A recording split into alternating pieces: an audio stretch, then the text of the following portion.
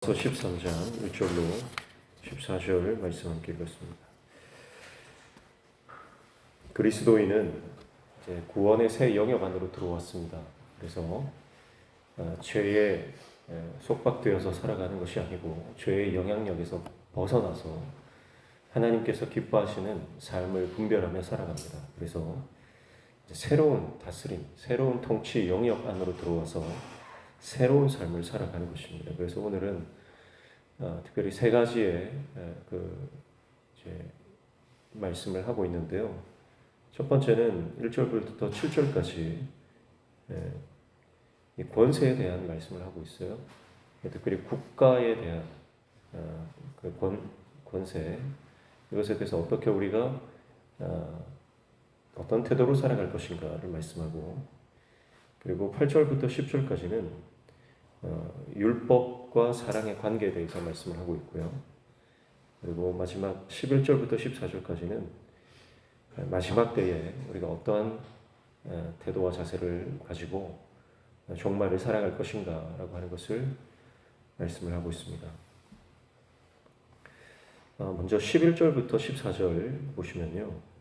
11절에 또한 너희가 이 시기를 알거니와 자다가 깰 때가 벌써 되었으니 이는 우리의 구원이 처음 믿을 때보다 가까웠음이라, 이렇게 말씀합니다. 자, 이 시기, 지금 우리가 살아가는 이 때를 알아야 된다는 거예요. 지금 우리가 어떤 시대를 살아가고 어떤 때를 살아가고 지금 현재가 어떤 상황인지를 아는 것이 굉장히 중요합니다. 시대를 파악하고 시대를 분별하는 것은 우리가 더욱 깨어서 하나님의 말씀대로 살아갈 수 있는 근거가 되죠. 그래서 지금 구원이 처음 믿을 때보다 가까웠다라고 말하는 것은 마지막 때 하나님의 나라가 임하는, 하나님의 나라가 이제 완성되어지는 그 마지막 때가 가까웠다라고 하는 것입니다. 그래서 12절에 밤이 깊고 낮이 가까웠으니 그러므로 우리가 어둠의 일을 벗고 빛의 갑옷을 입자, 이렇게 말씀하죠. 하나님의 때가 가까웠고 시간이 없습니다. 그러므로 안일하게 살아갈 수 없다는 것이죠. 어둠은 더 깊어져서 그 끝에 이르고 있습니다. 그래서 더는 어둠의 일에 머물러 안주하지 말고 빛의 갑옷을 입으라, 이렇게 말씀하는 거예요. 13절에 낮에와 같이 단정히 행하고 방탕하거나 술 취하지 말며 음란하거나 호색하지 말며 다투거나 시기하지 말고, 그렇게 말씀합니다. 그래서 낮처럼 단정히 행하라, 빛 가운데서 살아가라는 것이죠. 지금 이 시대는요, 어둠의 시대입니다. 그런데 그 어둠의 영역 안에서 빛의 영역으로 나와서 빛 가운데서 살아야 한다는 것이죠. 그래서 단정히 행하고 방탕하지 말고 술 취하지 말고 음란하지 말고 호색하지 말고 다투거나 시기하지 말라, 이렇게 말씀하고 있습니다. 14절에 오직 주 예수 그리스도로 옷 입고 정욕을 위하여 육신의 일을 도모하지 말라, 이렇게 말씀하죠. 그래서 예수 그리스도로 옷 입으라, 이렇게 말씀합니다. 그래서 예수 그리스도로 옷 입어야만 우리가 이 땅에서 육신을 추구하지 않고 육적인 것을 추구하지 않고 영적인 것을 추구하며 살아갈 수 있는 하나님의 종이 된다라고 말씀하고 있어요. 예수 그리스도로 옷 입으라, 그렇게 말씀했고 12절에는 빛의 갑옷을 입자, 그렇게 말씀하고 있는 것이죠. 그래서 로마 교회 안의 성도들에게 마지막 때가 가까웠다, 종말을 염두에 두고 살아가라, 이렇게 말씀합니다.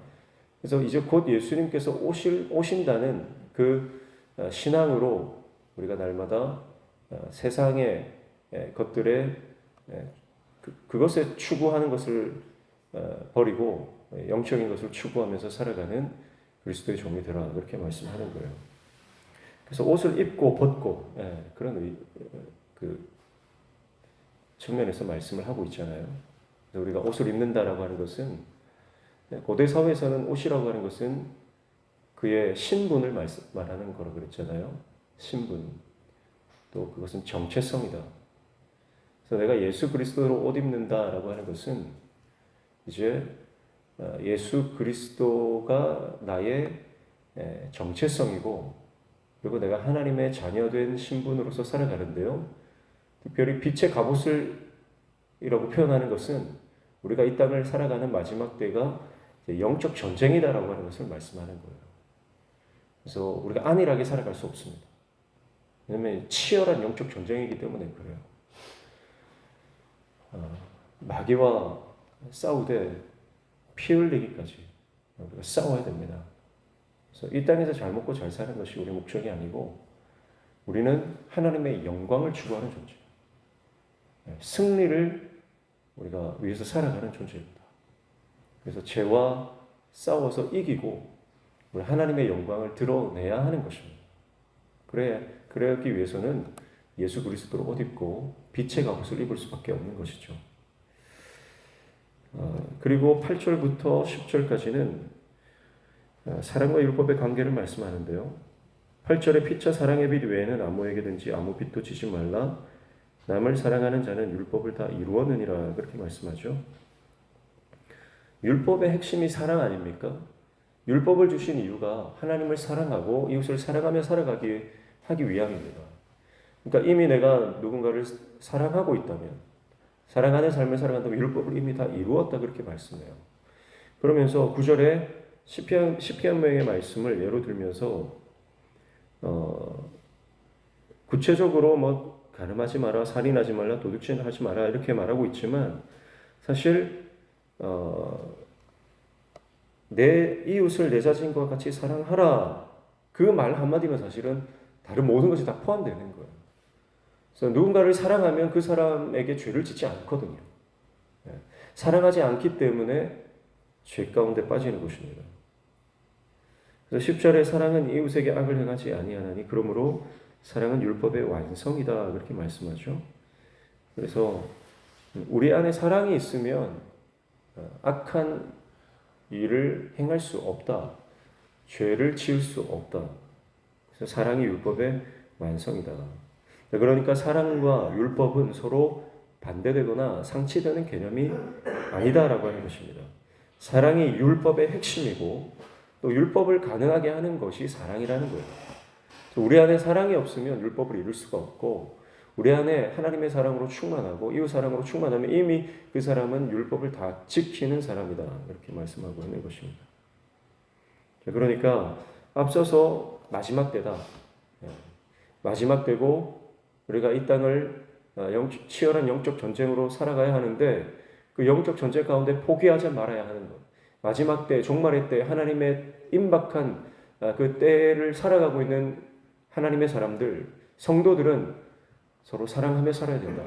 그 말씀을 하고 있는 거예요. 그러면서 1절부터 7절까지는 국가에 대한 권면을 하잖아요.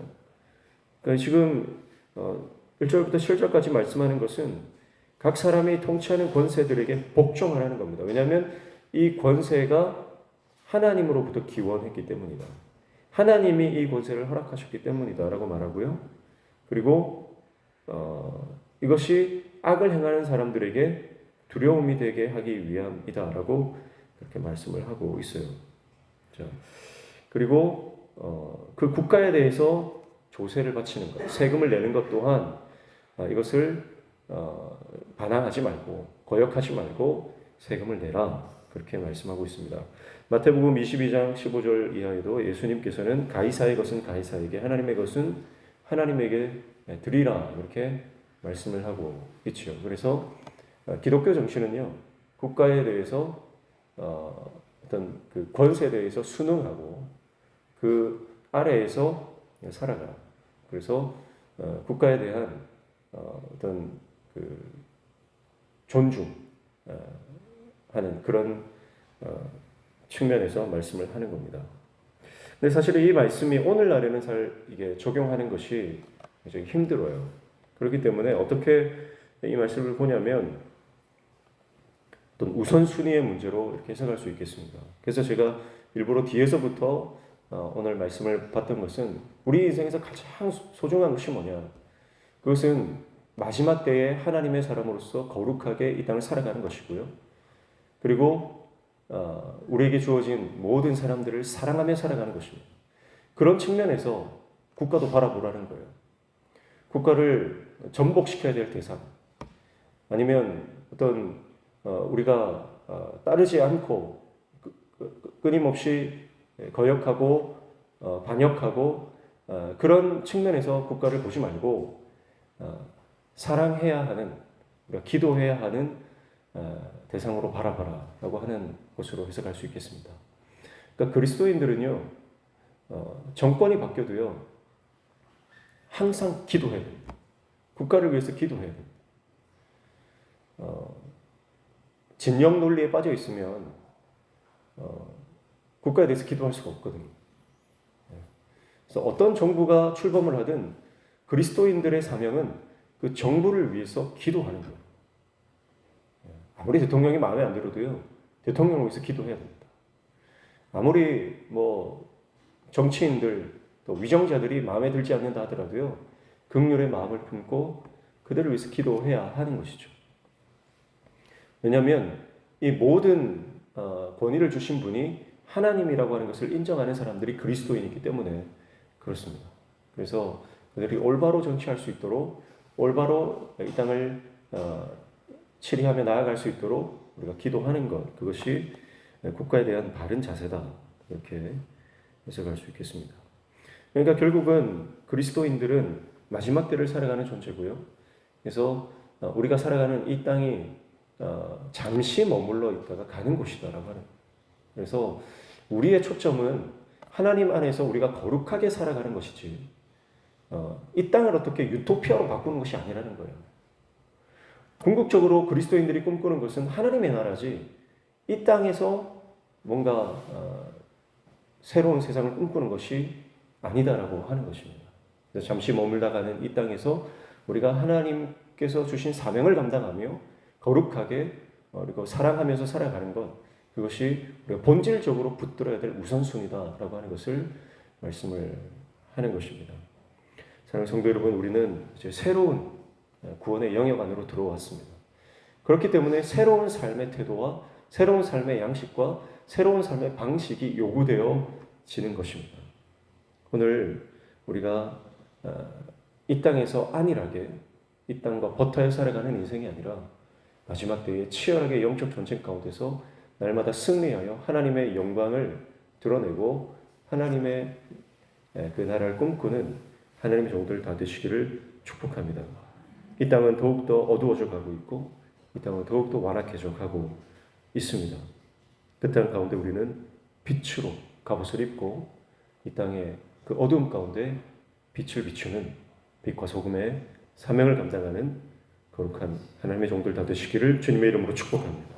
기도하겠습니다.